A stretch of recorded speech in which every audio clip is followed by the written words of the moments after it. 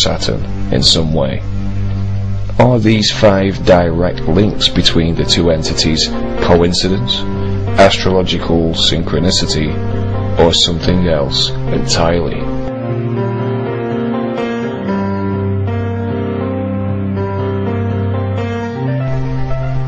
In occult law, Saturn is known as the gateway to the gods and the dweller on the threshold, giving us the idea of Saturn symbolizing an entrance to somewhere or something. But where? Here is a Freemasonic ritual of someone at the entrance to somewhere, with 2 pillars either side and the seal of Solomon above. Does the entrance lead to a symbolic Temple of Solomon, with the 2 pillars of Boaz and Jachin being ritualistically embodied as the Twin Towers? This will be touched on in a later presentation. But in the meantime, I'd like to draw your attention to a bit of synchromysticism that my partner and I experienced shortly after I uploaded the first video entitled Do You Believe in Magick? After making sure the film had uploaded, my partner and I decided to watch a film on a well-known film link site. As we scrolled through the vast list of uploaded films, my partner was drawn to a particular title, The 10th Kingdom. I clicked on the title and was taken immediately to this poster designed for the film, released in the year 2000. The words "Do you believe in magic?" at the top would have been enough to make me chuckle synchronistically, but to see an as above so below depiction so similar to the one I'd used in the first video had me synchronistically saucer-eyed. And as if that wasn't enough, the trailer showed us that a time door, or Saturn Solomon Gate, opened up in New York with the Twin Towers as a point of destination. Buildings are destroyed, and as a giant strides across a bridge, the Twin Towers can be seen collapsing in the background. We watched, and what followed is certainly illuminating, and will be touched upon in another episode. Thank you.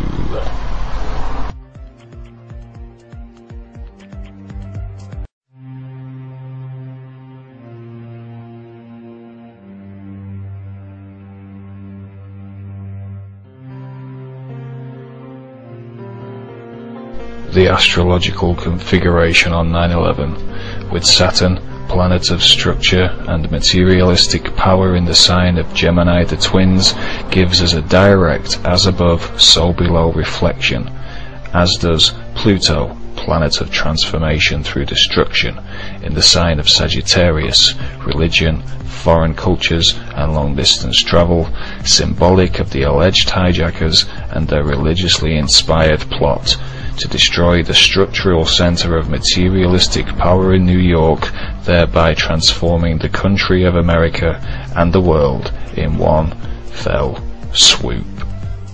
With such an impressive as above so below correlation on that day, we ask the question, do you believe in magic? Are these 5 direct correlations between Saturn and the World Trade Center complex coincidence, astrological synchronicity, or are they the result of a little influence by a hidden helping hand? So what of Pluto and its role in the astrological configuration on 9/11? Well, Pluto, astrologically, and its planetary influences are said to govern deep transformation. Pluto also brings past tensions back to the surface, and Pluto also rules all things secretive. Astrological Pluto gives us direct as above so below correlations with deep transformations occurring on all levels at the World Trade Center, New York, America, and indeed the world. The long-standing Muslim-Christian tensions were brought back to the surface on a massive scale, and the terrorist organization Al-Qaeda and its alleged secret plot was laid open for all to see. And Pluto in Sagittarius, the sign of religion, ties all these aspects together with remarkable accuracy. Can events of a celestial nature really so closely mirror those on the ground below?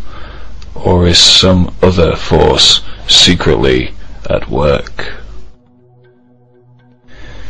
Given that Pluto postdates the origins of ancient astrology and the earlier practices of occult magic, and in the interest of impartial, factual truth-seeking, I find it necessary at this point to explore the history of the recently discovered and recently demoted celestial body, Pluto.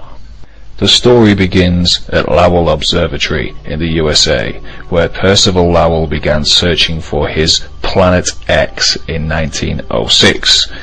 After his death in 1916, his work was continued by Clyde Tombaugh, who, after studying photographic plates of space, discovered the elusive ninth planet, and on March 13, 1930, he announced his discovery in a telegram to Harvard Observatory. The story regarding the eventual naming of the planet begins the very next day in Oxford, England, where a certain Falconer Madden sits for breakfast with his granddaughter, reading about the as yet unnamed discovery in the Sunday Times. Madden asks his granddaughter for a suitable name, and Venetia, who just happens to have read a book about mythological gods, suggests the name Pluto. Madden, so enthralled by the suggestion, runs off to tell his friend Herbert Hall Turner, who just happens to be an astronomer royal. He then telegrams Lowell Observatory, who unanimously decide to accept the suggested name in May 1930.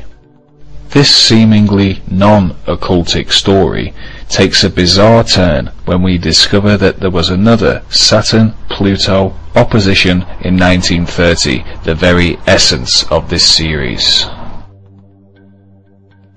Just as surprising is the curious coincidence that Falconer Madden's brother, Henry Madden, is also responsible for naming celestial bodies Mars's moons. And according to Venetia herself, she played no other role in the story than merely saying at some point the word Pluto. In her own words, she admits she remembers very little about the conversation, and that the actual naming of Pluto was entirely Madden's work. And strangely, like the Madden brothers, Pluto and Mars are astrologically linked. Pluto is the higher octave of Mars. Staggering then to find them both linked to two brothers who played key roles in the naming of two astrologically linked celestial bodies. Is this merely coincidental history? More as above, so below wonderment? Or is there something else at work behind the scenes? Madden was head of the Bodleian Library in Oxford. The Bodleian Library is named after its founder, Sir Thomas Bodley, Freemasonic member of the Brotherhood Fratelli Obscuri and cousin of Sir Francis Bacon, the grandfather of modern Freemasonry. Bodleian Library also includes Rhodes House, named in honour of gold and diamond magnate and Master Mason Cecil Rhodes, who conspiratorially initiated the Round Table Group at Oxford, hub of many still largely secret organisations, which include the Club of Rome, the Bilderberg Group, and the Council of Foreign Relations, headed by a certain David Rockefeller. This brings us right back full circle to 9/11 and Dick Cheney, Vice President of America, on that fateful day. It's good to be back at the Council on Foreign Relations. As Pete mentioned, I've been a member for a long time and was actually a director for some period of time. I never mentioned that when I was campaigning for re-election back home in Wyoming.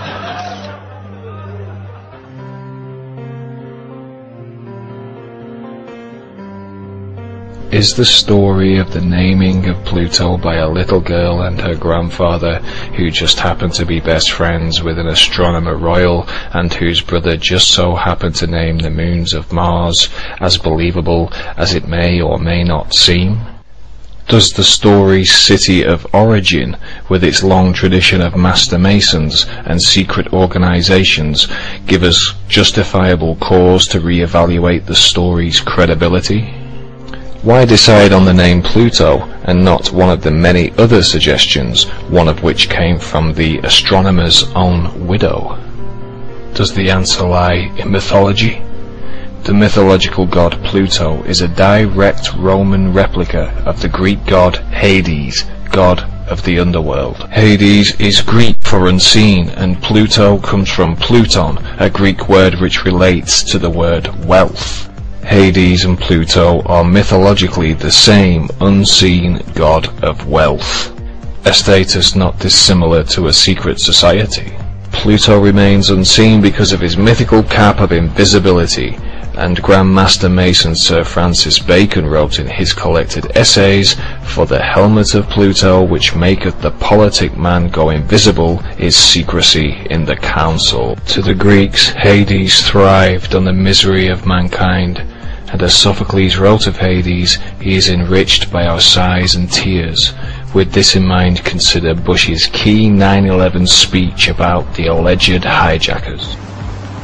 Behind them is a cult of evil, which seeks to harm the innocent and thrives on human suffering.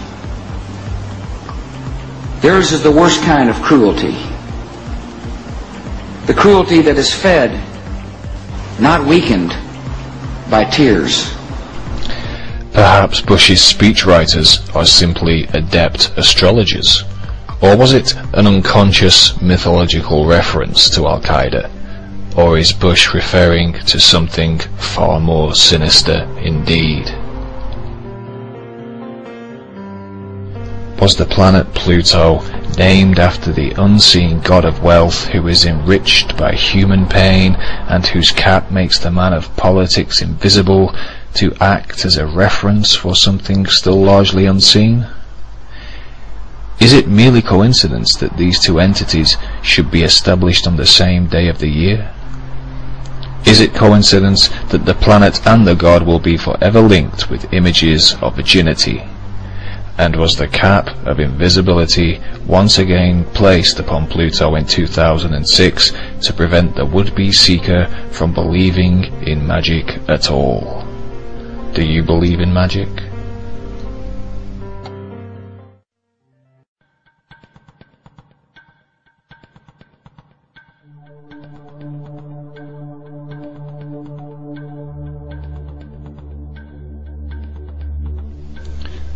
We have previously noted the many striking correlations between the astrological planet Saturn and the World Trade Center complex in New York. Correlations of a structural, symbolic, and esoteric nature, both before and after the tragic events of September the 11th, 2001. Correlations which seem more than just mere mundane chance.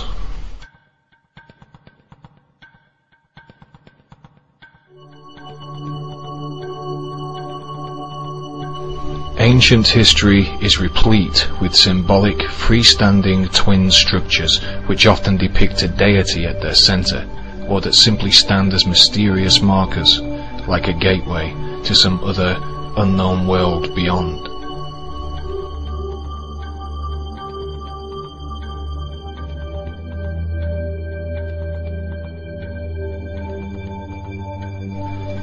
In the book The Golden Dawn, which claims to hold the entire magical teachings of the Hermetic Order of the Golden Dawn, whose members included self-proclaimed beast Aleister Crowley, it is claimed that therein lies an explanation of the symbols of the grade of the neophyte, which clarifies the mystical meaning of the two pillars. As the book continues, a magical ritual of the two pillars is outlined, and it is explained to the beginner that the mysterious and magical motif of the two pillars have many names and many historical origins. one of which, we are told, is from the Egyptian north and south columns of the gate of the Egyptian Hall of Truth, reminding us instantly of the north and south twin structures of the World Trade Center complex. Furthermore, in 33-degree Mason Manly P. Hall's writings, The Secret Teachings of All Ages, more mention is made of the twin Egyptian obelisks, which are interchangeable with all the other twin structures throughout history. Hall asserts that the obelisks before the sanctuaries of Egypt have the same symbolic import as the biblical twin pillars of Boaz and Jachin of Solomon's temple, monuments to which can